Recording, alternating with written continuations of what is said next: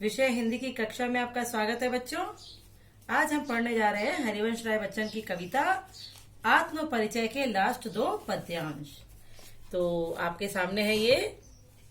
मैं रोया इसको तुम कहते हो गाना, मैं रोया इसको तुम कहते हो गाना, मैं फूट पड़ा तुम कहते छंद बनाना। क्यों कवि कहकर संसार मुझे अपनाए, क्यों कवि कहकर संसार मुझे अपनाए।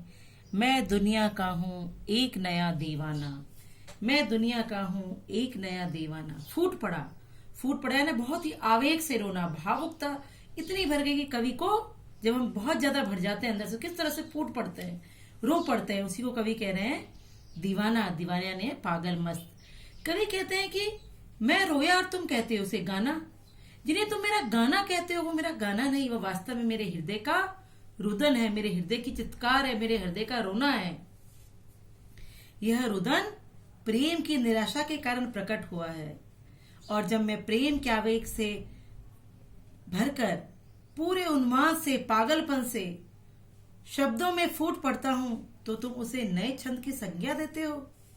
मेरा दुख, मेरा प्रेम का आवेग का उन्माद जब शब्दों में व्यक्त होता है, जब मैं उस दुख को की भावना को शब्दों में अभिव्यक्त करता हूं, तो तुम कहते हो वाह कवि ने क्या छंद बनाया है।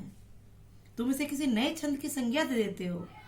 वास्तव में मेरे छंदों में मेरा क्रंदन, मेरा दुख, मेरी दुख भरी आवाज है। दुनिया मुझे कवि के रूप में व्यर्थ ही सम्मान देती है। क्यों कवि कहकर संसार मुझे अपनाए। दुनिया, मैं नहीं चाहता तुम मुझे संसारी दुनिया, मैं नहीं चाहता कि तुम मुझे कवि कहकर अपनाओ। मैं कोई कवि नहीं हूं, मैं दुनिया का हूं एक नया दीवाना। मैं कवि नहीं हूं, फिर तुम तो प्रेम का दीवाना हूं। मेरा मन प्रेम की मस्ती से भरा हुआ है।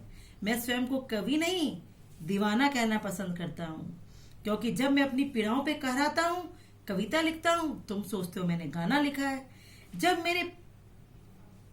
मेरी तीव्र वेदना संगीत में शब्दों में फूट पड़ती है, तो तुम कहते हो वाह कवि ने क्या छंद बनाया है। छंद का अर्थ है, यहाँ छंद बनाने का अर्थ है कि जब भी हमारे अंदर भावनाओं का सहज विस्फोट होता है, तो छंद ऐसे ही बन जाते हैं। कवि अपनी वास्तविकता जानता है। वो कहता है मैं कोई कवि नहीं हूं। मेरी कविताओं के मूल में, मेरी कविताओं की जड़ तो मेरे प्रेम की दीवानगी है। मेरे निज प्रेम की व्यथा मेरी दीवानगी में प्रकट हुई है। अतः इसे तुम मुझे इस कविताओं के माध्यम से मुझे एक नया दीवाना समझो, न कि मुझे समझो कि मैं कोई बहुत ही बड़ा कवि हूं। देखिए बच्चों, कवि ने सुंदर शब्दों में समझाया है कि जब कवि की भावना उन्मादित होकर फूट पड़ती है, तो वाणी स्वयं छंदमय हो जाती है। कवि निज प्रेम को खुले शब्दों में स्वीकार कर रहा है, और उसने सरल शब्दों में समझा दिया है कि हर गीत के पीछे उसकी वेदना है, उसका दुख है। श्रृंगार रस की अभिव्यक्ति है। भाषा का प्रवाह सहज और संगीतात्मक है। मैं और तुम की संबोधन शैली के कारण काव्य में नाटकीयता और सजीवता आ गई है। क्यों कवि कहकर में अलंकार है।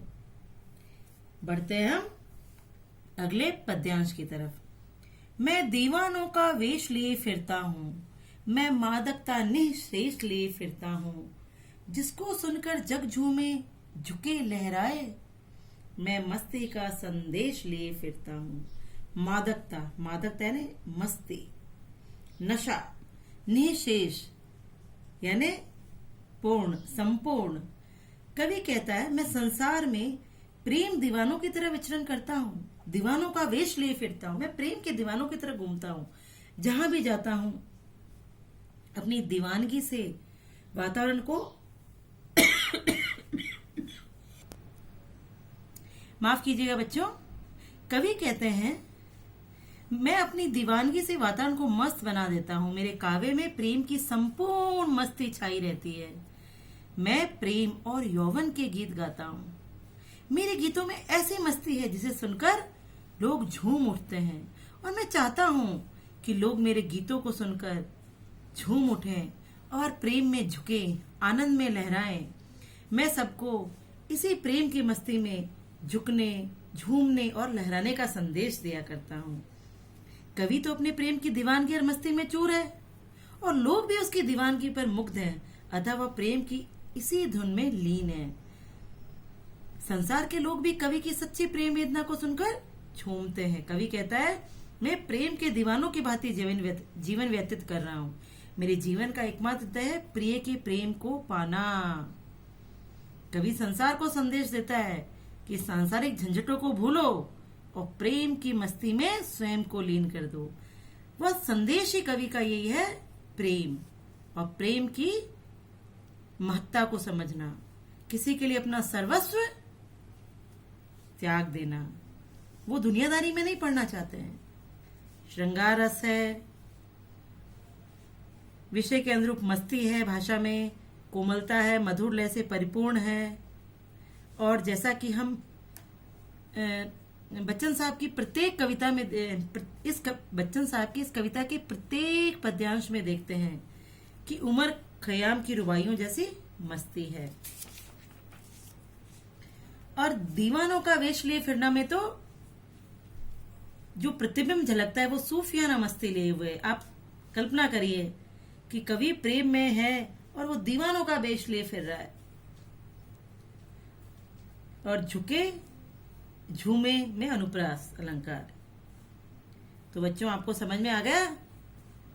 ठीक है, कल हम करेंगे इसी पाठ के प्रश्न उत्तर। धन्यवाद।